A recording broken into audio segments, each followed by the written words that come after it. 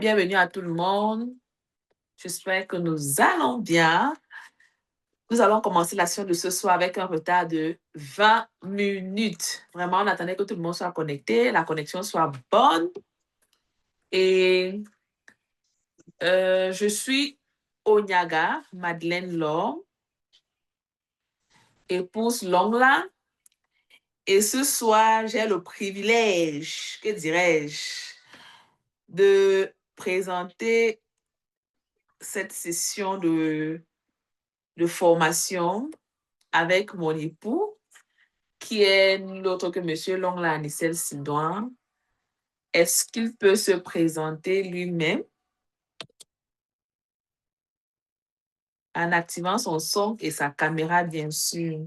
Bonsoir à tous. Moi, c'est M. Anicel Longla. Je suis comptable et auditeur de formation. J'ai environ 15 ans d'expérience dans la gestion des entreprises et des organismes internationaux. Donc, je voudrais partager avec vous ma petite expérience sur, euh, en ce qui concerne les entreprises au Cameroun, que ce soit les entreprises à but non lucratif, les entreprises à but lucratif. Waouh! Quel parcours extraordinaire. Merci pour ce privilège de nous partager votre expérience, de nous dire ce que vous connaissez déjà. Et je crois qu'on va beaucoup apprendre ce soir. Je vais laisser également le soin pour les personnes qui sont connectées de se présenter. Nous avons là Batum Rose et Grace Glory Ombede. Est-ce qu'on peut se présenter brièvement en quelques minutes, s'il vous plaît? Vous pouvez activer le micro ou la caméra comme cela vous arrange. Bonsoir à tous. Bonsoir.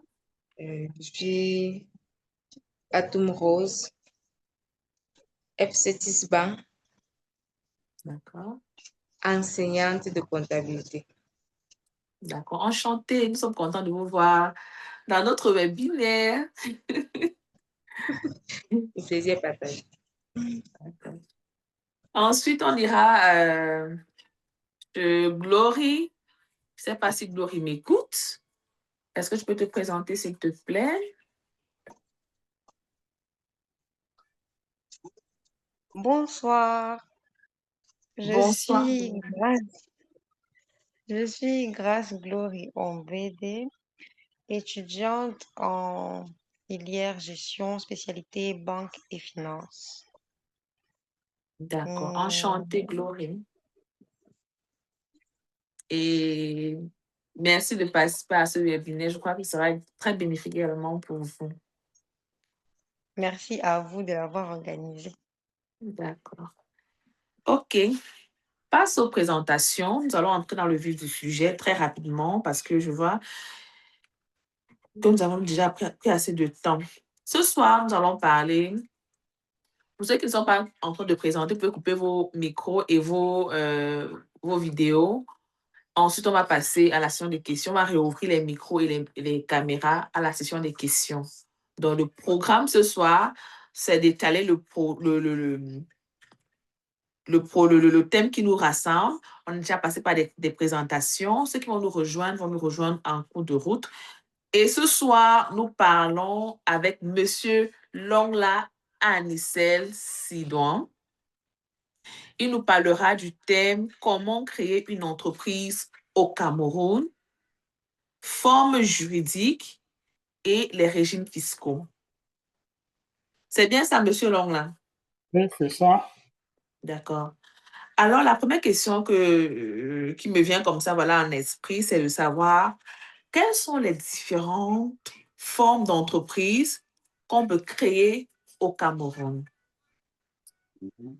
Bon, merci pour la question. Il faut savoir déjà quand on parle d'entreprise, on a deux types d'entreprises, ou je vais dire deux catégories d'entreprises, généralement qu'on retrouve dans chaque pays.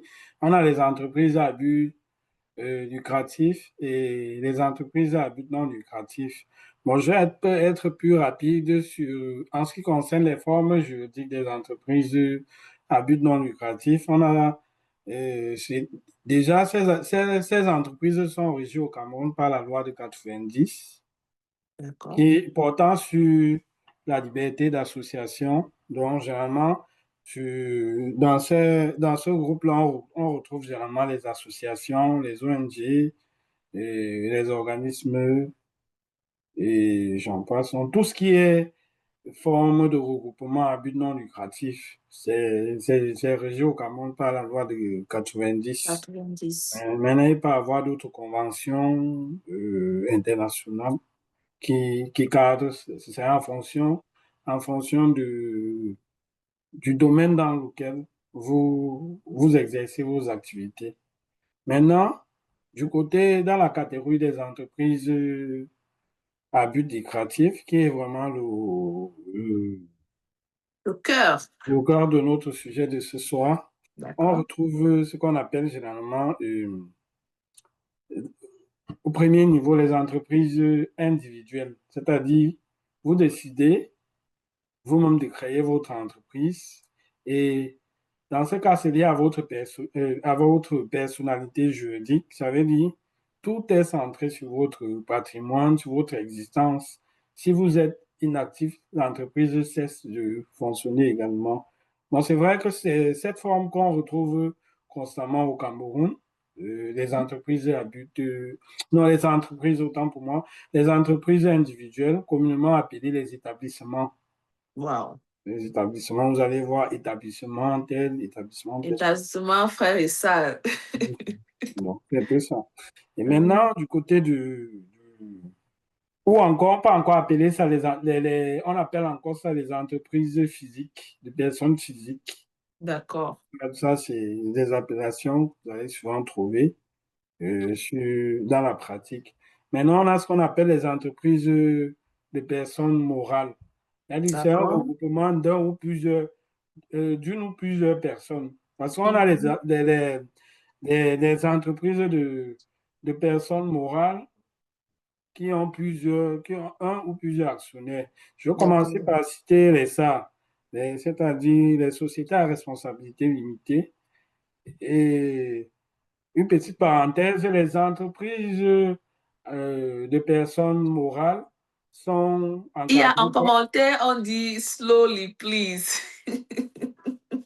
Ah, Vous dites que vous allez très vite, espère. Donc, euh, bon, je vais chill, essayer chill. de- OK.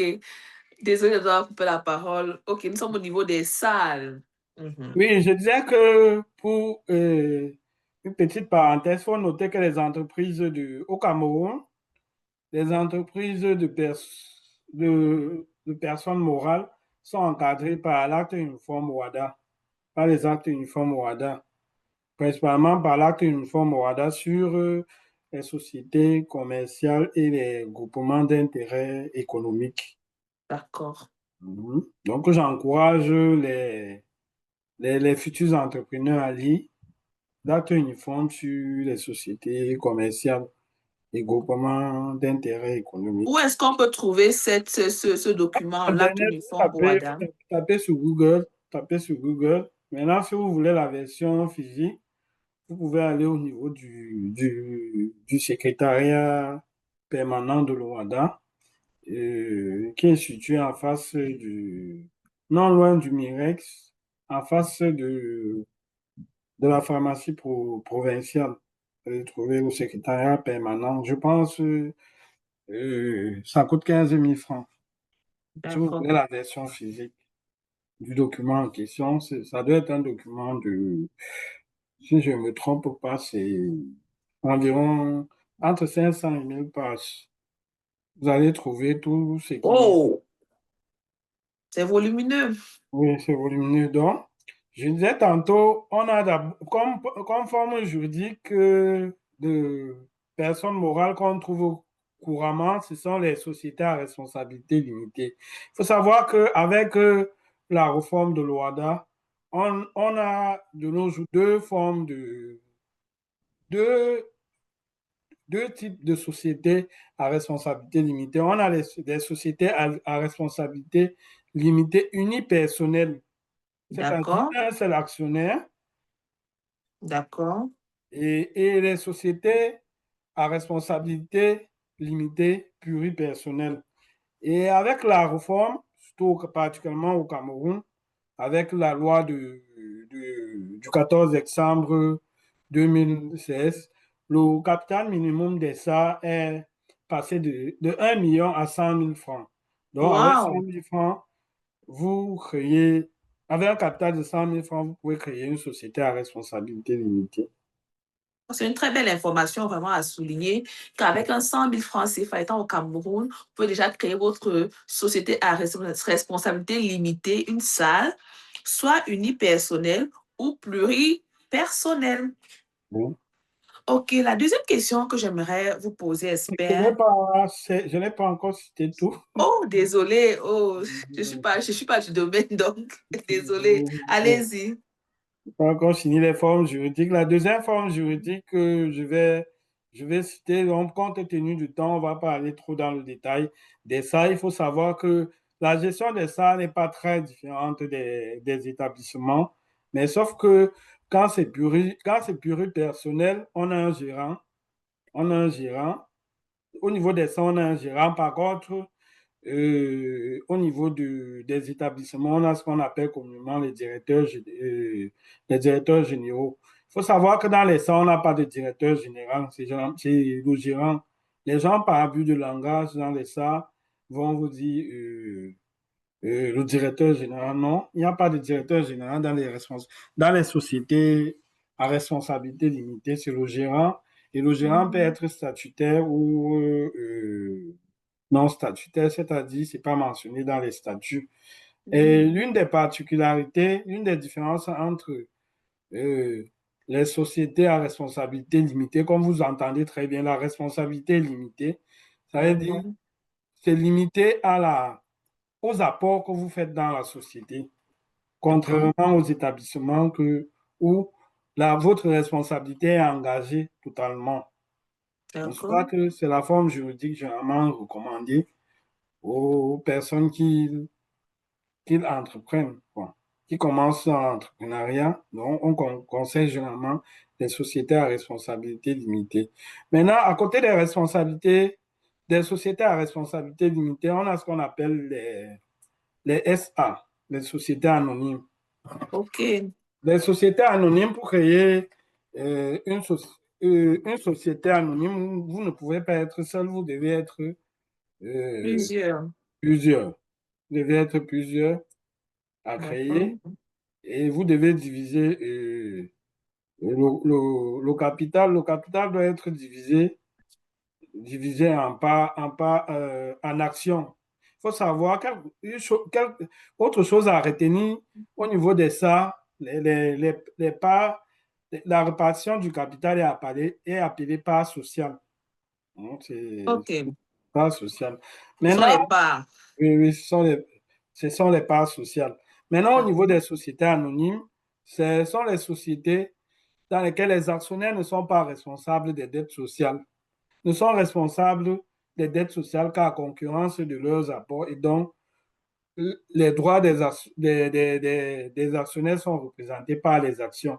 Donc là, les S, on parle des actions. Je n'ai pas bien compris le volet où les actionnaires ne sont pas responsables des dettes. Je n'ai pas compris cette partie. Ça veut dire quoi? Dans les SA, les dettes, tous les dettes que l'entreprise engage, que la société engage, ne touchent pas le patrimoine personnel des associés. Les actionnaires, Des OK. actionnaires, oui, autant pour moi. OK, d'accord.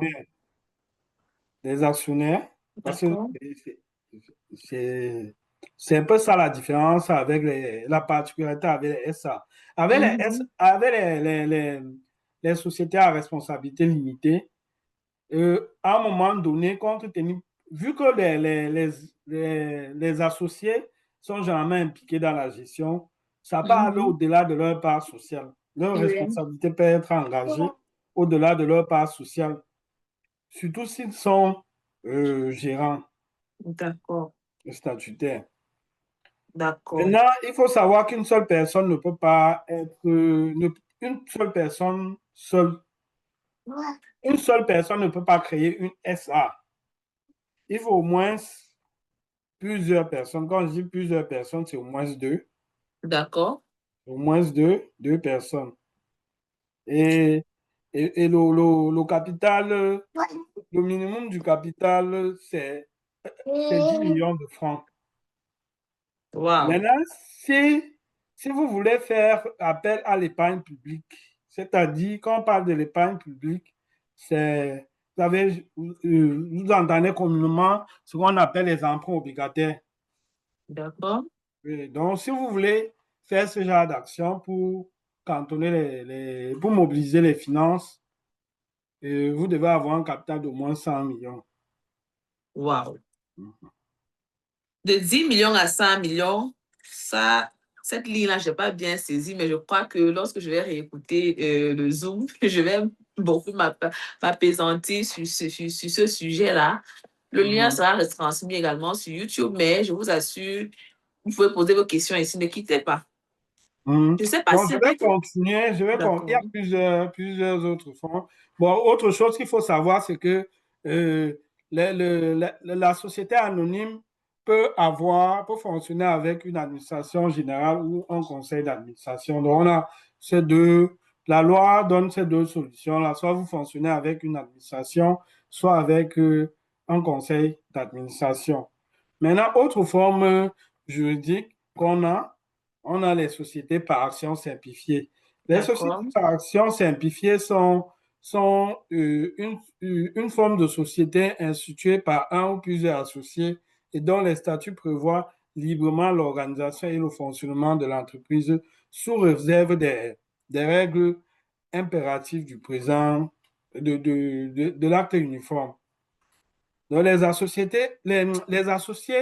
de la société par action simplifiée ne sont responsables des dettes sociales à concurrence de leurs apports, de leurs actions.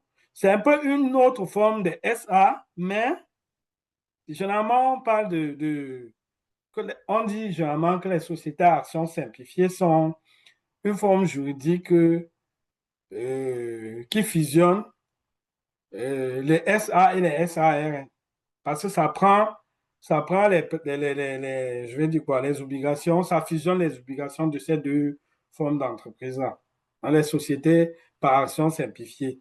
Vous-même, vous avez la possibilité d'organiser le fonctionnement de votre société et vous pouvez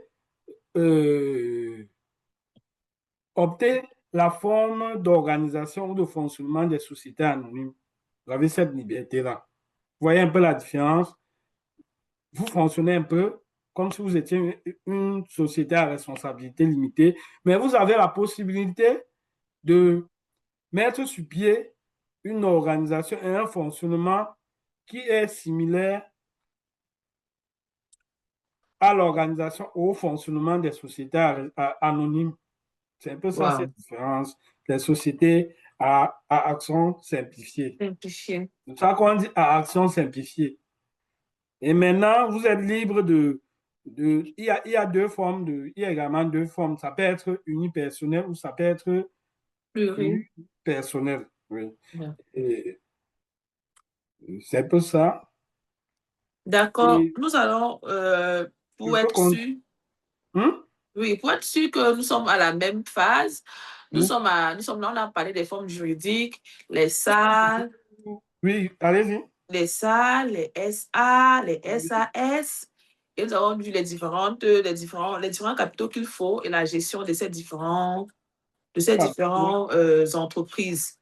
Oui, et si vous permettez, il y a également d'autres formes juridiques qu'on trouve rarement dans la pratique. Il y a ce qu'on appelle généralement les regroupements, les regroupements d'intérêts économiques. C'est quoi un regroupement d'intérêts économiques? Je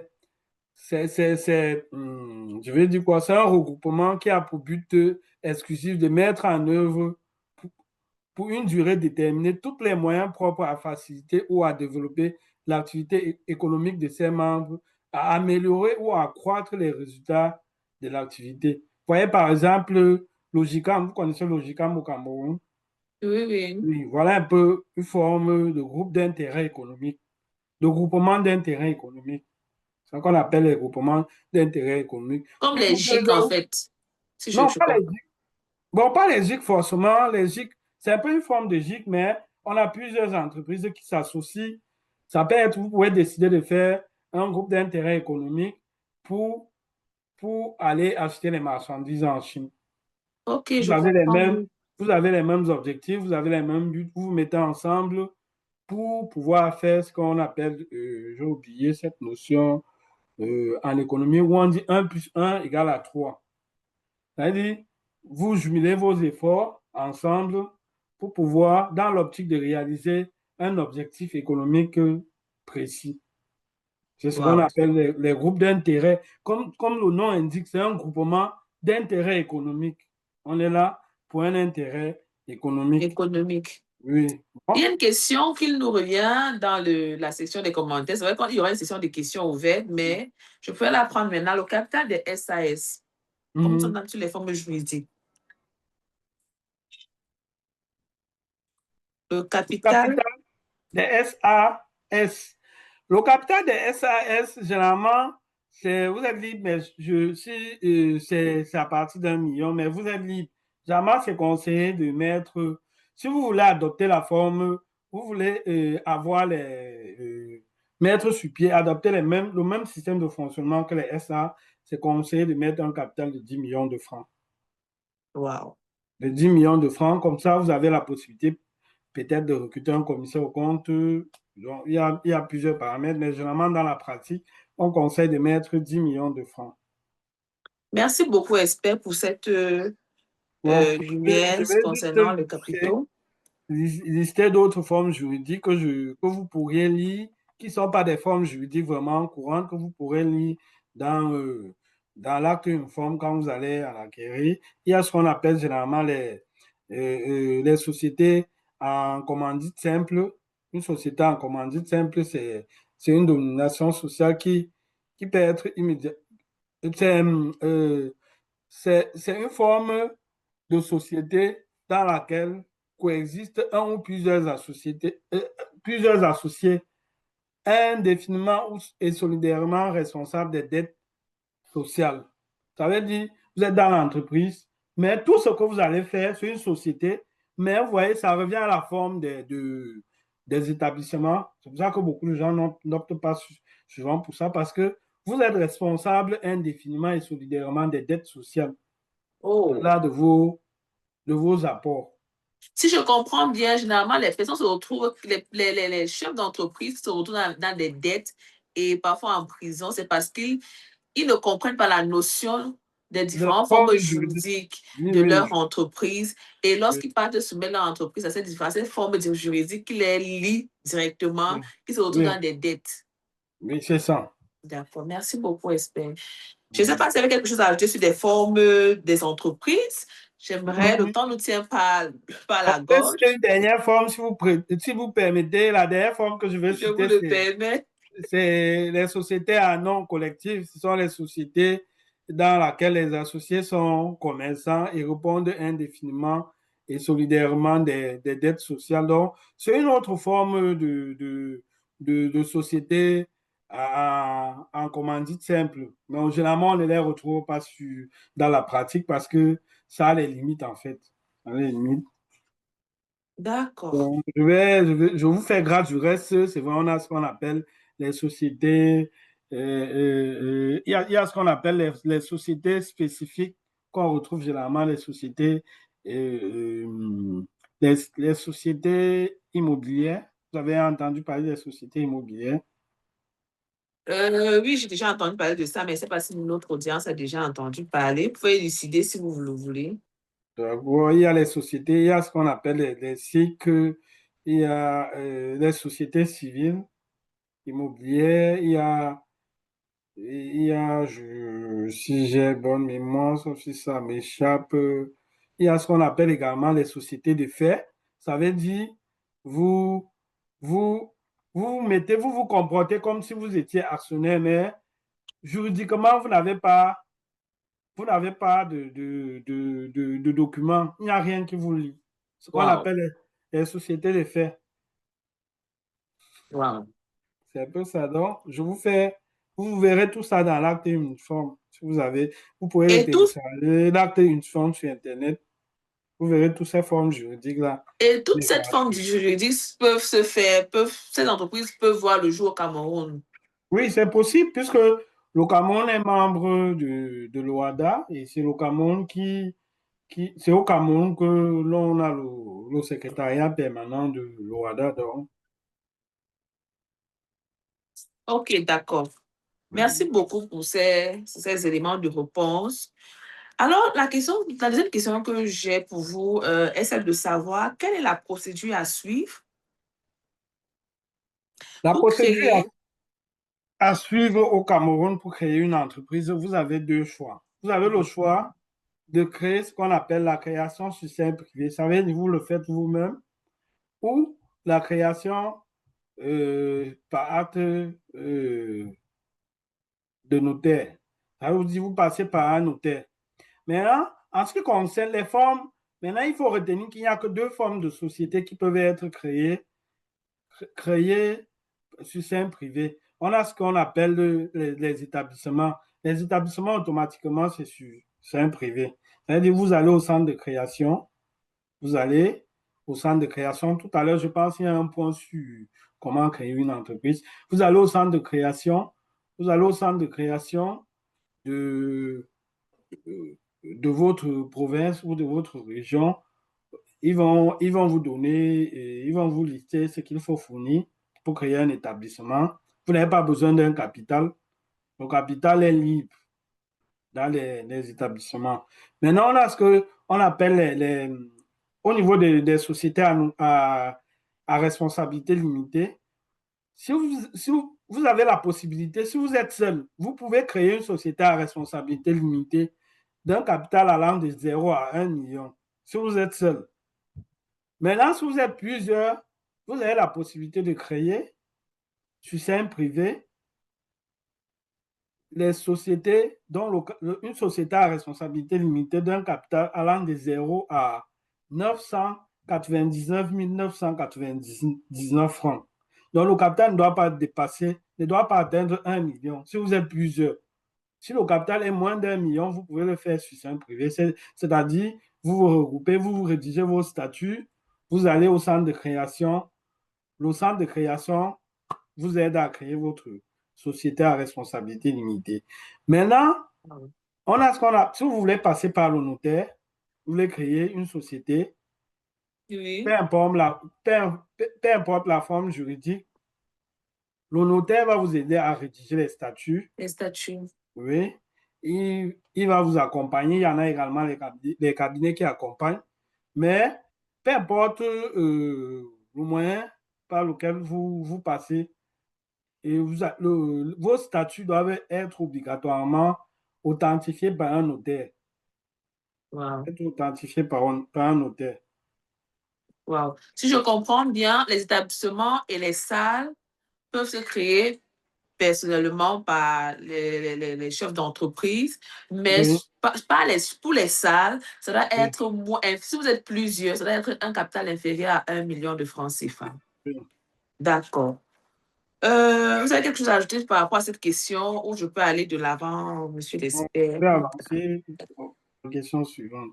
Quels sont les régimes fiscaux et voilà, qu'est-ce que vous pouvez dire par rapport aux régimes fiscaux au Concernant Cameroun? les régimes fiscaux, comme je disais tout à l'heure, j'ai cité dès le départ les catégories d'entreprises. Il faut savoir qu'au Cameroun, on a plusieurs. À chaque catégorie d'entreprise, on a les régimes fiscaux qui vont avec. Maintenant, les entreprises, les associations, c'est-à-dire les entreprises à but non lucratif, sont dans ce qu'on appelle le régime spécifique. Parce que généralement, ils sont exonérés des impôts. Dans ce qu'on appelle un régime spécifique. Maintenant, toutes les entreprises, depuis la loi de finances de 2000, la loi de finances de 2024, de décembre 2024, portant exercice fiscal 2025, on a ce qu'on appelle le régime général synthétique qui regroupe toutes les entreprises de zéro, qui ont un chiffre d'affaires de 0 à 50 millions de francs CFA. Vous avez un impôt libératoire, vous payez un impôt libératoire. En fonction du chiffre d'affaires, ça a plusieurs catégories. En fonction du chiffre d'affaires que vous réalisez, le gouvernement vous dit un montant forfaitaire que vous devez payer comme impôt.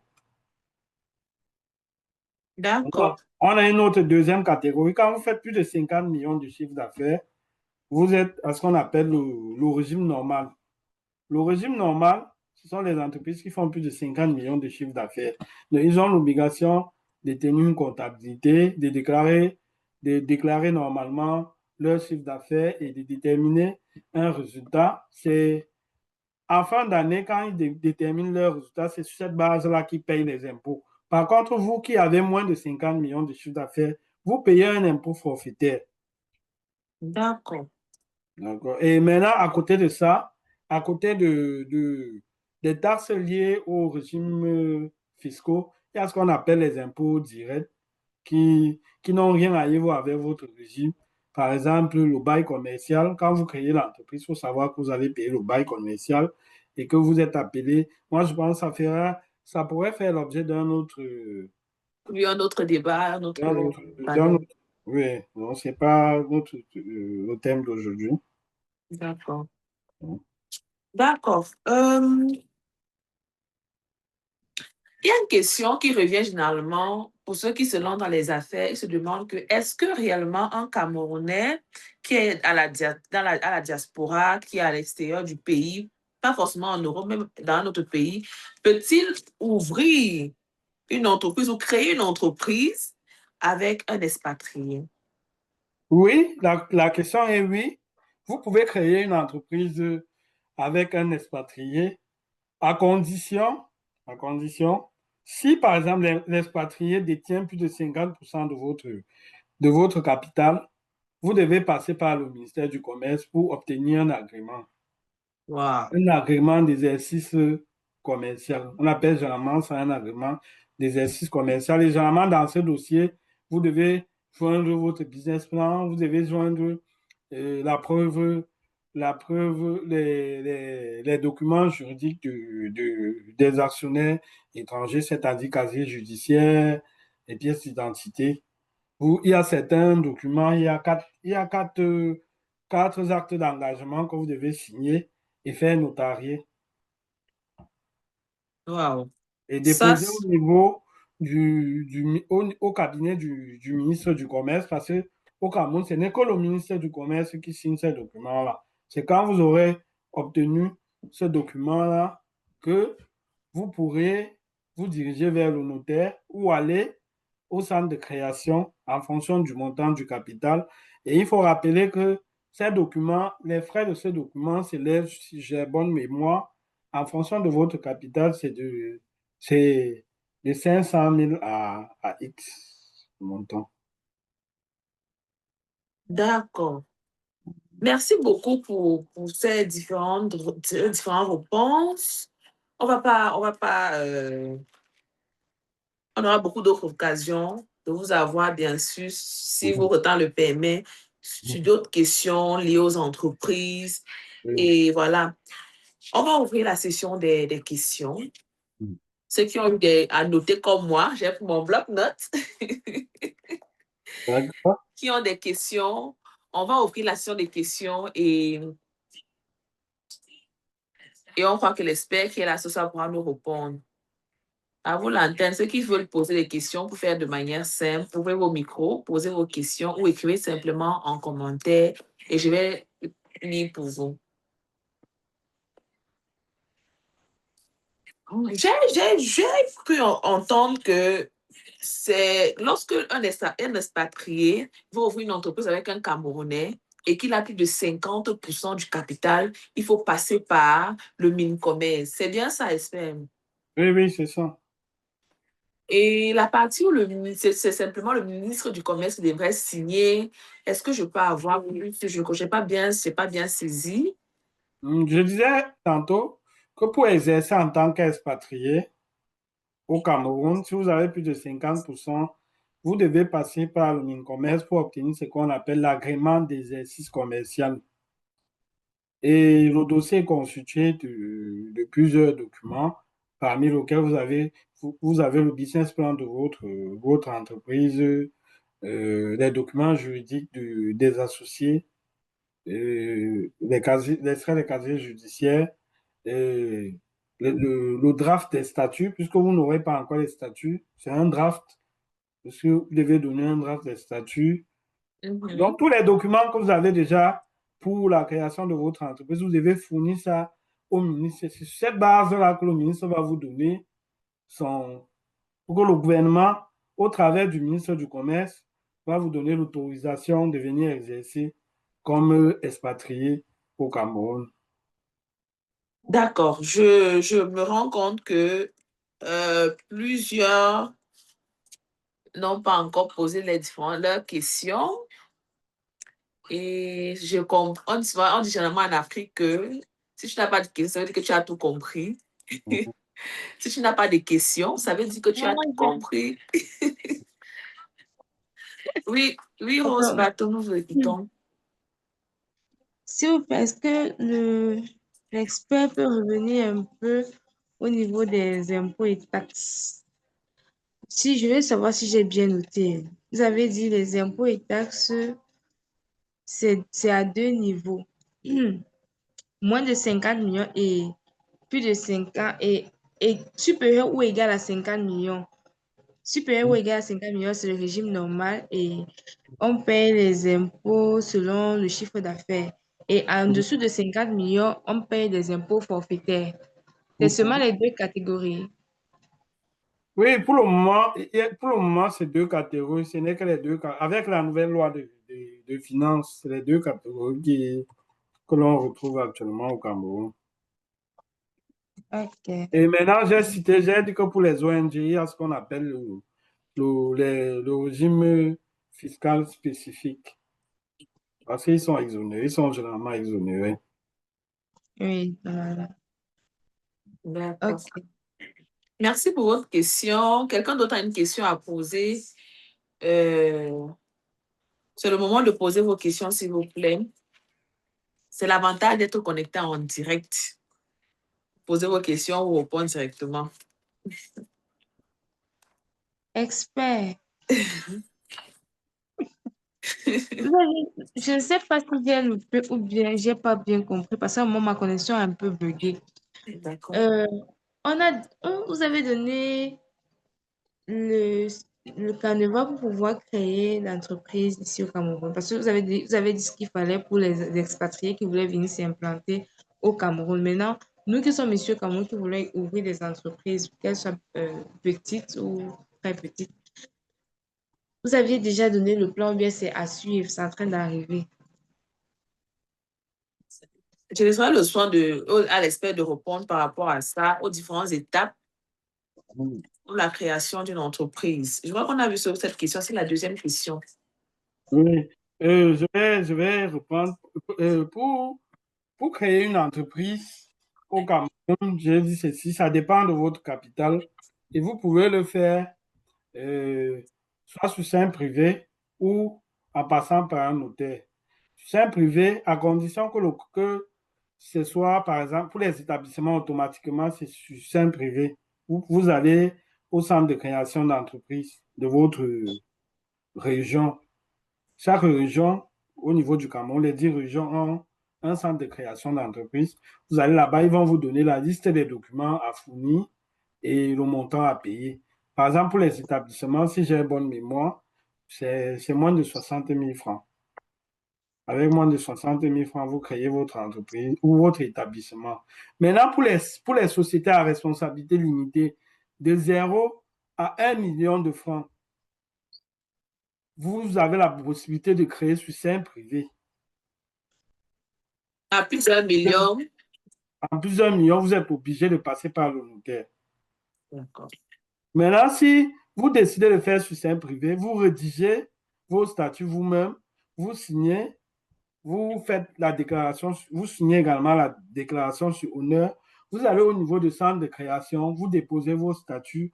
Eux-mêmes, ils vont authentifier vos statuts et vous donner vos documents pour pouvoir exercer. Sein privé, c'est ça qui est. Vous avez dit quoi? Sein privé, c'est le centre de création. Oui, Non, si je La comprends même bien. chose. sur le centre de création, ça veut dire, simplement, ça veut dire que vous vous êtes engagé de le faire Vous-même. vous-même.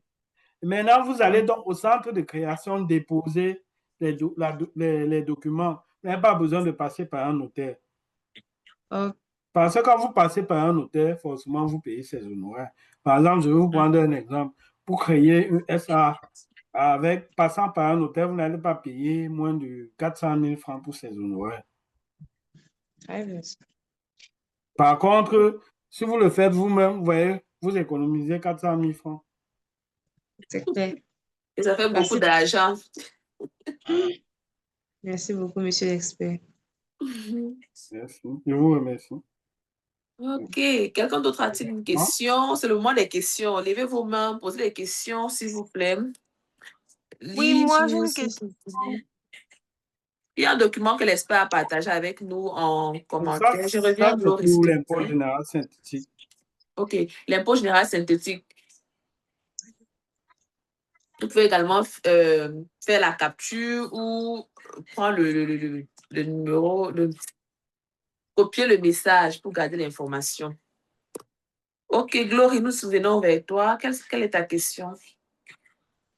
Bon, ma question est au niveau des formes juridiques. On a parlé de la société anonyme et l'expert nous a dit que la société anonyme peut être dirigée de deux manières, soit avec une administration générale ou avec un conseil d'administration. Je voudrais connaître quelle est la différence entre les deux.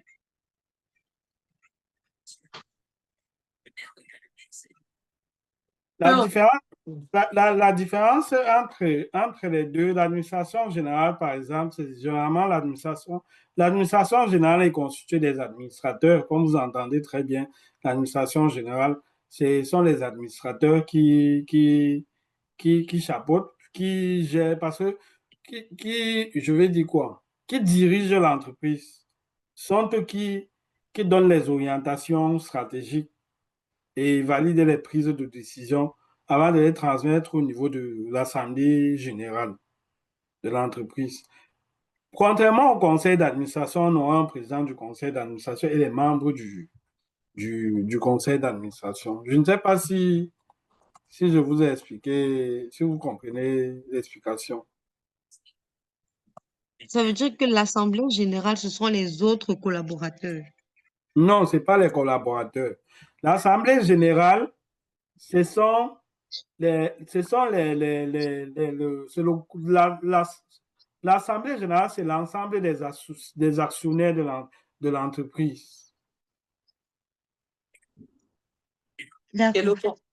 Et le conseil d'administration, c'est Le conseil d'administration, c'est l'organe qu'on appelle généralement l'organe dirigeant de l'entreprise. Ce sont eux qui donnent les orientations stratégiques et évaluent et soumettent au niveau de l'administration, au niveau de l'Assemblée générale pour approbation.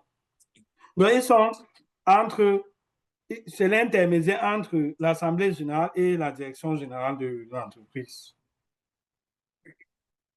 D'accord, merci beaucoup. Quelqu'un d'autre, une dernière question pour clôturer notre webinaire. Intermédiaire entre l'Assemblée générale et l'administration. Je crois que toutes les questions ont été posées. S'il n'y a plus de questions, je vais laisser le mot de fin à l'expert. Qu'est-ce qu'il a à nous dire? Qu'est-ce qu'on peut retenir?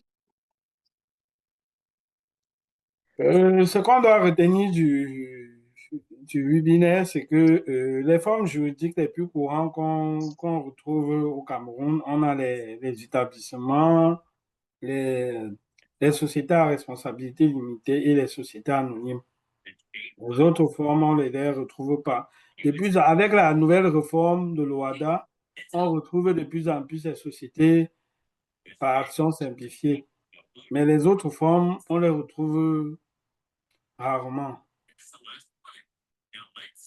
Et D'accord. autre chose, c'est que pour créer son entreprise, on peut soit le faire soit même en passant par le centre de création et de formalité, ou, ou par un notaire. On peut le faire par un notaire, en passant par un notaire. Ok, je vais simplement mettre mon numéro pour échanger avec le notaire. Vous pouvez nous écrire au numéro suivant et ensuite vous aurez un rendez-vous. Vous avez d'autres questions? Vous pouvez également trouver cette vidéo sur notre chaîne YouTube, Madeleine Laure Onyaga. Et voilà. Donnez-moi un instant, le temps d'écrire mon numéro en commentaire pour ceux qui ne l'ont pas encore. Et voilà. Pour avoir d'autres sujets, ça des sujets. Généralement, on évite des experts ici dans différents domaines, pas seulement entrepreneuriat, dans tous les domaines que ce soit, pour nous donner leur expérience, partager leur expérience avec nous. Donc, pour nous suivre et connaître nos actualités, suivez-nous sur notre chaîne YouTube Madeleine Laure. C'est un plaisir de vous avoir tous ici réunis. Et c'est ici que s'achève notre webinaire. Des cœurs et des applaudissements pour notre expert, s'il vous plaît, avant de fermer le micro. Merci. Je vais te l'arracher de ma main.